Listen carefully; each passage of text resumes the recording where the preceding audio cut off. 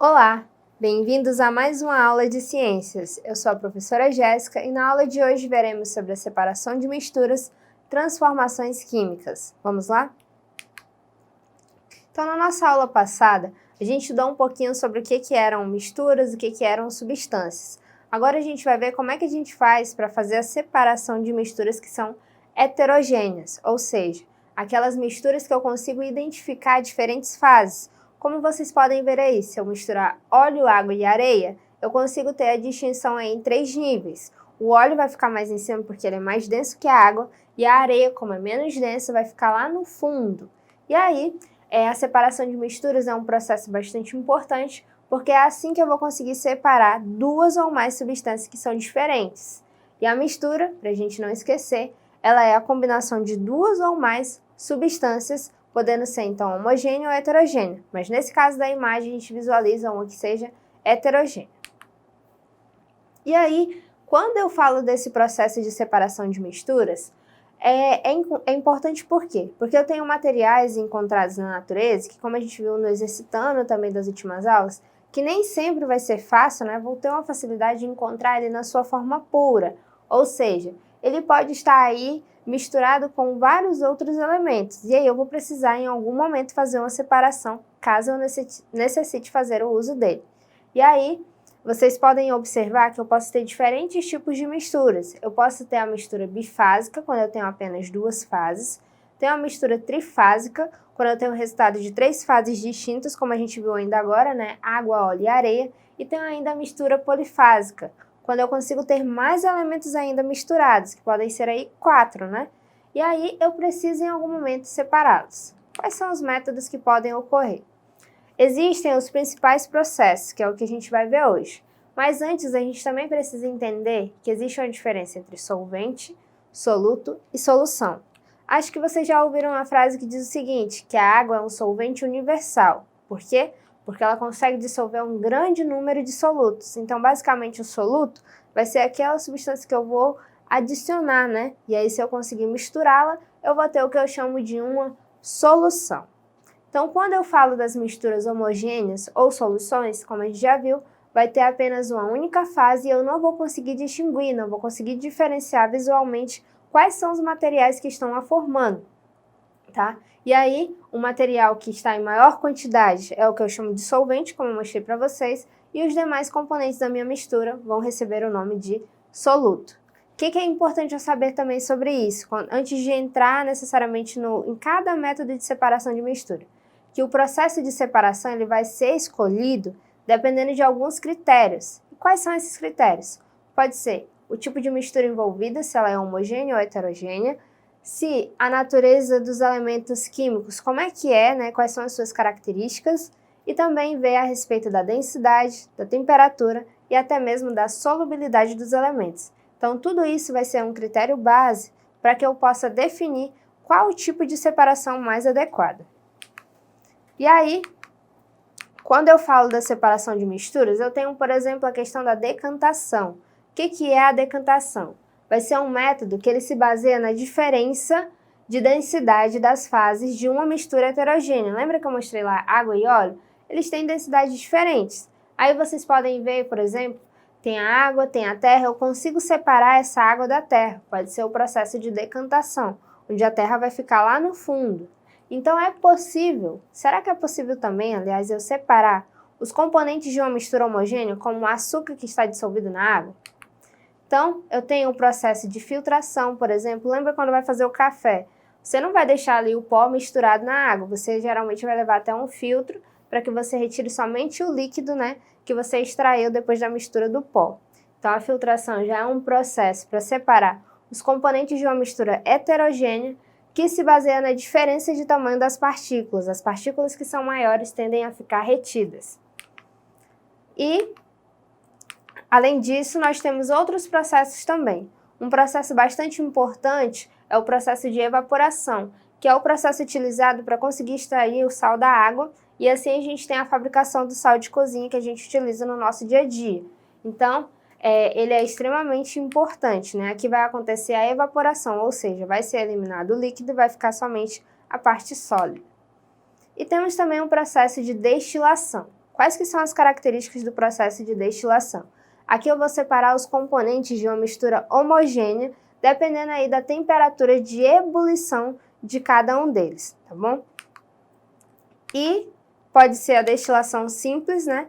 Ou pode ser a destilação também que é fracionada. Aqui no caso vocês percebem aí na imagem, ó, que eu começo a aquecer a água. Quando eu consigo aquecer a água, eu vou conseguir observar a passagem do estado líquido para o estado gasoso. E aqui eu consigo também entender a partir disso como é que acontecem algumas transformações químicas. E o que são transformações químicas e transformações físicas também, partindo desse conceito. Então, quando eu falo de transformação química, eu estou falando quando eu tenho uma mudança na constituição de um material. Ele vai ser alterado totalmente.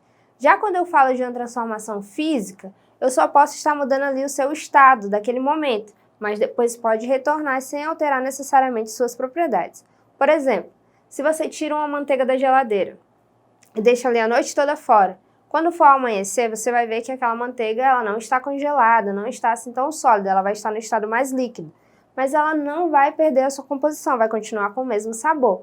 Então, nesse caso, eu estou falando de uma transformação física. Agora, se eu pego um papel e começo a queimar esse papel, não tem como, depois do papel queimado, eu retornar ele à sua forma original. Então, nesse caso, eu estou falando de uma transformação química, porque eu estou fazendo uma variação até da cor, né, que vai ser alterada, porque ele vai ficar com aspecto de queimado, né? Pode ter alteração também de temperatura, quando eu falo de transformação química. Posso ter também alteração de cheiro e de densidade. Então, são coisas bem diferentes. Transformação física eu consigo fazer várias vezes, como acender e apagar a luz também. E aí, quando eu falo da química, é um processo que é irreversível.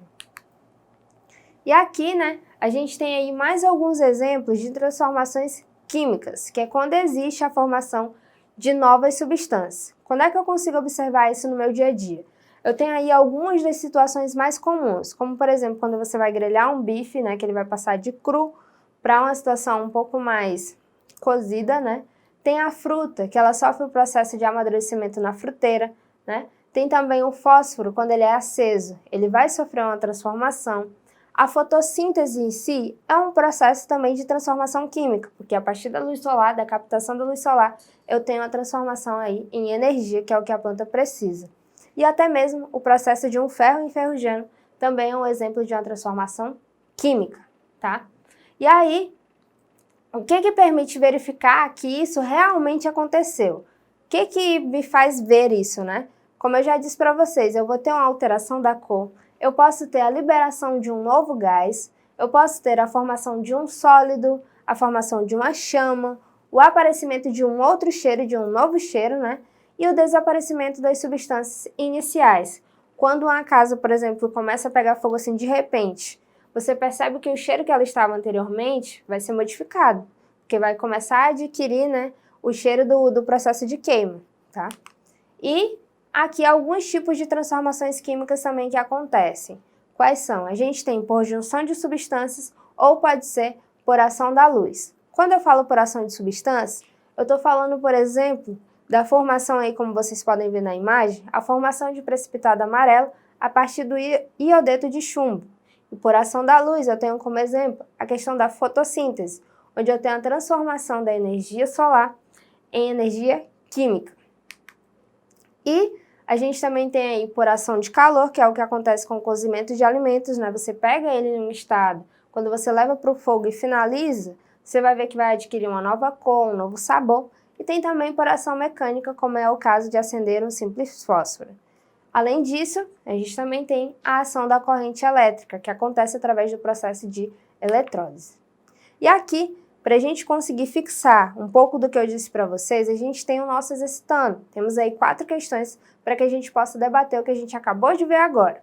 Então, na questão 1, pergunta para vocês é o seguinte: a princípio, quando a matéria sofre uma transformação qualquer, disse que ela sofreu um fenômeno, que pode ser físico ou pode ser químico. Lembrando que o físico eu posso fazer várias vezes, já o químico ele é irreversível.